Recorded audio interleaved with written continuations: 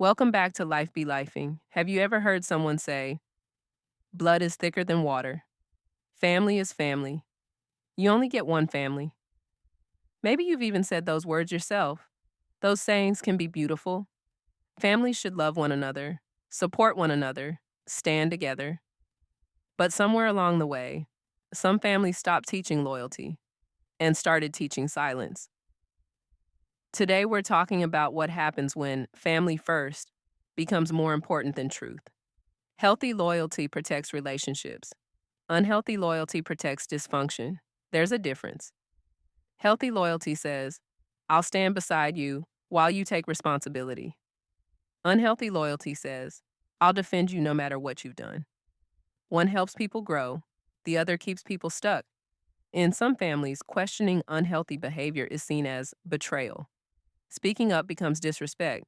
Setting boundaries becomes selfish. Suddenly, the person asking for change becomes the one everyone is upset with. Not because they're wrong, but because they're disrupting a system that has existed for years. Every child wants to belong. It's one of our deepest human needs.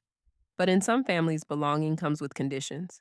You can belong as long as you don't ask difficult questions, as long as you don't challenge unhealthy behavior, as long as you keep family business inside the family, as long as your loyalty never makes anyone uncomfortable.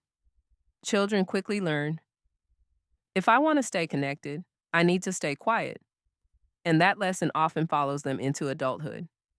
Some families spend more energy protecting their image than protecting one another. Everything looks perfect from the outside: family photos, holiday gatherings, celebrations, smiles. But behind closed doors, people are walking on eggshells. Conversations are avoided, pain is hidden, not because it doesn't exist, because appearances have become more important than honesty. Eventually, people begin confusing image with health. They're not the same. A family can look close.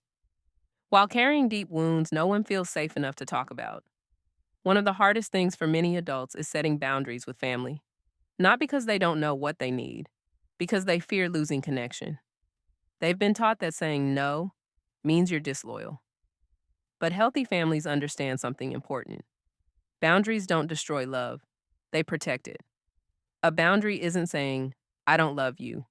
It's saying, I love you, and I also need this relationship to be healthy. That's a very different conversation.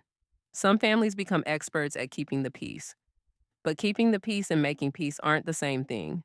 Keeping the peace often means avoiding difficult conversations. Making peace requires honesty, repair, accountability, growth. Real peace isn't built on silence. It's built on truth handled with love. Many adults carry guilt every time they choose themselves. They feel guilty for setting boundaries, for saying no, for protecting their peace. Not because they're doing something wrong, but because they were taught that loyalty meant sacrificing themselves. Healing helps us understand something different. You don't have to abandon yourself to prove you love your family. Healthy love leaves room for honesty, respect, and boundaries. Here's something I'd like you to carry with you this week.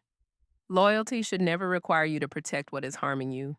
You can love your family, pray for your family, support your family, and still tell the truth. Real love isn't afraid of honesty. Real love creates room for accountability. Because families become healthier when truth is welcomed, not feared. I'd like you to think about this question. What has your family taught you loyalty looks like? And then ask yourself another question. Does that definition leave room for truth? Take some time to sit with that this week, because healthy families don't ask us to choose between love and honesty. They make room for both. Until next time, take care of yourself, take care of each other, and remember, the family you came from may explain your story, but it doesn't have to write your future. Healing begins when understanding turns into intentional change.